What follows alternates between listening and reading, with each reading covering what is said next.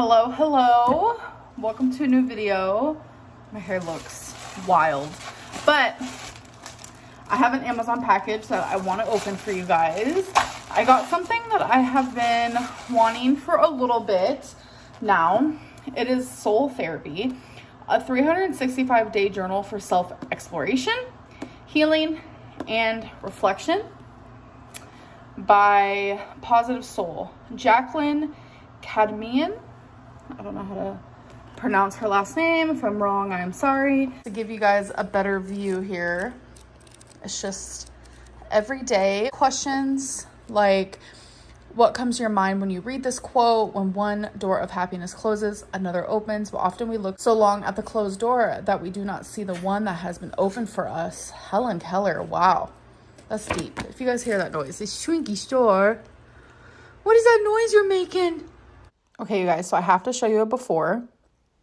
So this is how my living room was looking. If you guys remember, it was a little messy because Feline was putting together a new coffee table and all those papers over there. That's just the instructions for the coffee table. And then Twinkie's bed was in the way, so we just had it up there. So this is not how my living room usually looks because I am very anal. But I just wanted to show you guys like my before because we finally are finished with the gallery wall.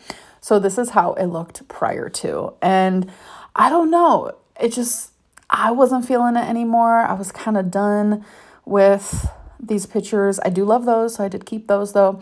But like the three bigger ones, I was over it. So are you guys ready for this? Like things are coming together. Look. Oh my God, I've never been more proud. Like, I don't know, growing up with the hard life that I had to grow up with, and then knowing that like somehow I made it. I know a lot of people don't think so, but somehow I was able to make it. Like I know for a lot of people, this is just a living room, but it's so much more than that to me because I grew up with mold, cockroaches, and now look, like I think I find strength in this. So yeah, I'm just really proud. Isn't it beautiful? All right, you guys, so if you remember, Feline got a tattoo. It is currently in the stages of peeling, and it looks disgust. She had this like thing over it for 2 days, got it taken off, and then she had another one over it for 3 days, and I yanked it off of her last night. This is how it's looking. So once it is done healing, we will show you the final. Because right now it's looking... Does that feel good though? A little bit, yeah. So do you like it? I love it. Do you like it? I love it, baby. Yeah. Hello, people. It's been days since I actually vlogged. So, hi, how are you? Today's my 6th therapy. It seems like I vlog only on therapy days as of late, but it's just like coincidence how my filming has gone. Today I'm very like grandma chic. I thought I left that era. So I've been noticing weird symptoms. I'm very much like, I pay attention to my body, okay? I do. I know a lot of people like to think that I don't, but I'm smart. I feel like I'm Dr. Lynn. I just know things, feel things, sense things. So I noticed lately, like when I lay down flat, my stomach kind of has like a bulge and I'm just like, what is happening? Like it doesn't hurt. It's weird. It's something like new. And then, so I was putting like 2 and 2 together and I was like, okay. So most fat people, a lot of fat people, they get hernias. And I never thought that I would be the one, right? And I recently, like a few months ago, just took a test to see if I had one. And I never got my results back. Like no one ever like called me to like tell me my results. And so I figured, okay, so I guess everything's in the clear because if something would have showed up, they would have told me. But I don't know, in my heart, I was like, something's not right. So I ended up calling to get my results because I never was told my results. And it turns out I do have a hernia, folks. And the fact that I like knew that before being told that, I'm 32 years old. I don't think I could go to college to be a doctor at this point. But it's like, I feel like in my past life, I was a doctor or a nurse, or I just watch a lot of Grey's Anatomy. So I noticed that I make jokes and I make light of things that like truly make me nervous. and I feel like this is also karma, because when I was younger, my brother used to pull me. I swear I've told the story before.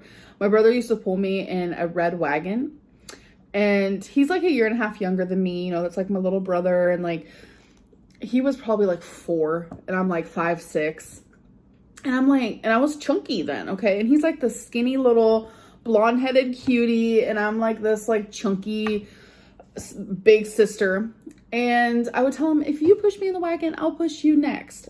And so he'd always pull me in the wagon, and I would never do it for him. And it was, I want to say like a year later, we found out that he had a hernia, and he had to get it removed. And that's a story that's like, do you guys have stories in your family where it's like consistently told and talked about? That's one of mine. Yeah, so this is my karma, and I literally just found out as I'm getting ready to go to my therapy, so that's a whole moment.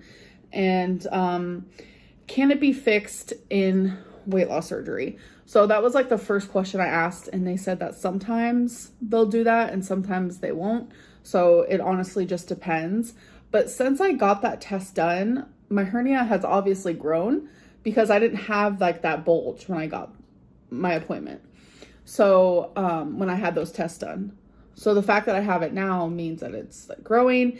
And you know, I know that it's like normal for someone my size to have one, because it's almost like abnormal for someone my size not to have one. But it's just kind of like goes to show that like health at every size is so silly. Like, I don't understand the concept. I never will understand the concept, and I just hate it so much. Like, I do think like respect at every size is a thing, and I feel like a lot of people are lacking that. And I do believe that beauty at every size is a thing, but like this whole health at every size is just not a thing. And so many people, like in the past, I haven't gotten this recently, thank God.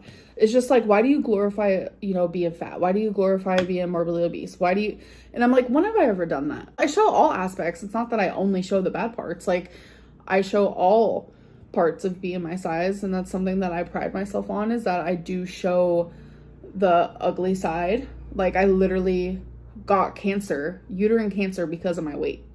And people think that I glorify this. No.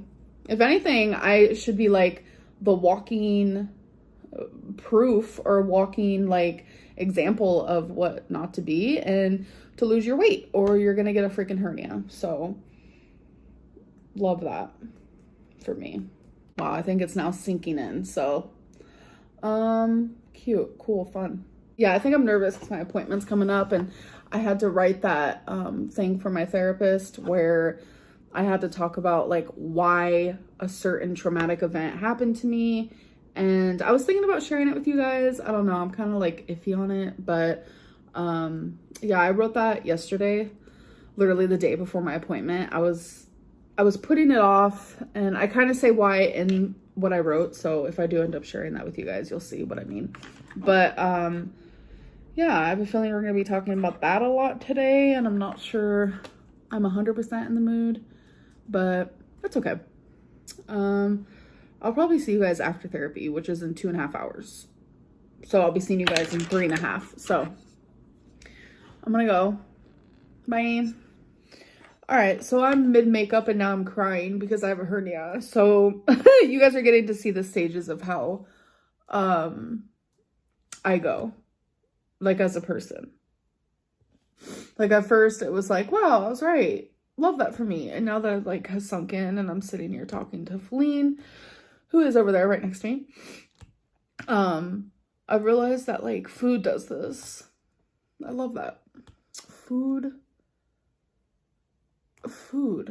Like, food that is supposed to like make you like survive and live and like be in your happy era. Like, no, it does this as well.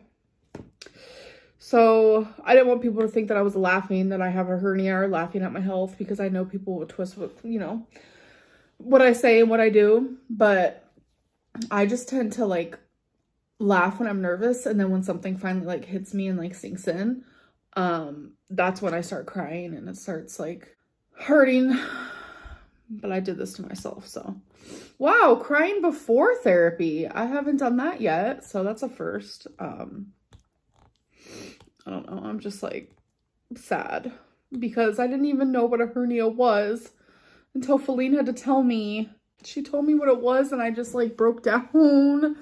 I don't know what I thought it was. Like, so much for being a doctor, right? Please, people don't take it. Like, I'm so afraid to say anything. Like, and I feel like people are going to take offense to like me talking about doctors. And I'm just saying that I'm a doctor, like as a joke. Like, I'm not talking about doctors. It's just hard to like, I don't know. I've never felt like I need to be like super, you know, sugarcoating my words. Up until like the last few months, I've been feeling like so, like I really need to be careful about what I say because people like twist what I say and I don't like that. Like, I'm not saying anything bad about doctors. I am just being stupid and saying that I'm a doctor because I knew what was wrong with me. I think what's currently happening is I'm just going through a cycle of a lot of emotions at one time right now, and I'm starting to feel overwhelmed because it's like therapies on top of that. So I'm gonna go and I'm gonna stop broadcasting this to the internet because who wants to see it? Am I right? Hey guys, so it's been a few hours. Therapy is now completed. I mean, half of my 12 sessions, I can't even talk. I've been talking for over an hour, so I'm like, I don't know how to talk anymore. Things are just getting so deep, so real that like counting these therapy sessions is so silly. Like thinking of myself, like therapy session number 1 versus now is like so different.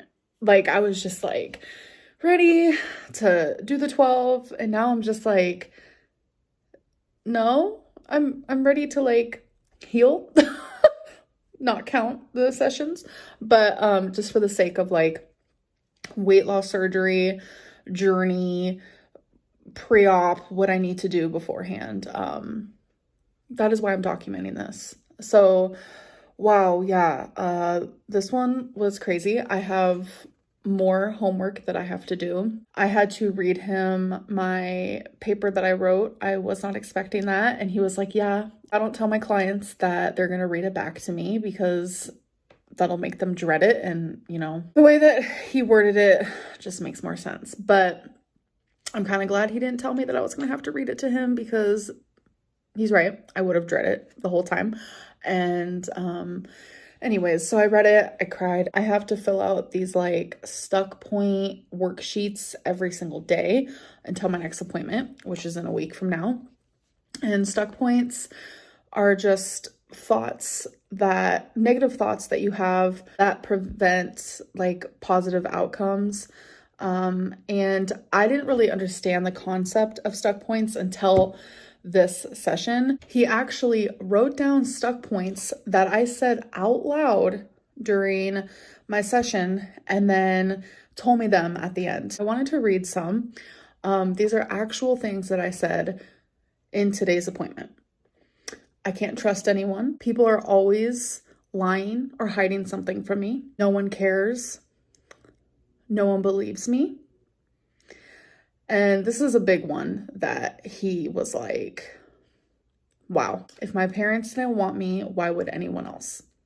So those are some stuck points that like really called out to him as I was speaking today. And now I have to find a stuck point that I say every single day. But the really big piece of homework that he said that people usually write upwards to 8+ pages. I have to write about the one traumatic event that I am choosing. And I have shared this with you guys before about how I saved my baby brother and I made a whole story time about it. My parents were on a lot of drugs. I couldn't wake them up and my baby brother was strangled with the curtain, like from the blinds, this thing. It was around his neck and I saved his life because my parents wouldn't wake up. That is the event that I am choosing to write about. There are several others that I could write about, but my therapist noticed that this one caused, you know, a great reaction, and he thinks that this is a good one for me to write about. So I have to write about the event. So I have to write about it as if like it just happened. I have to write about what I smelt, what I felt, like go through every last detail. And it's gonna be really hard. And then I have to read it every single day until my next appointment. So yeah, things are getting more serious by the minute. And I have never done this much work in therapy, ever. I never have. And I'm choosing to do this because I know this is the only option. This is the only option for me. And I feel really good about it, honestly. Like, I see improvement, and my therapist sees improvement because he's like, the things you're talking about today, a month ago, you wouldn't have. And, you know, if he sees improvement and I feel it, then I know I'm doing the right thing. So I'm just really happy about that. But I'm going to end this vlog. I hope that you guys did enjoy, and I will see you guys in my next one. Bye.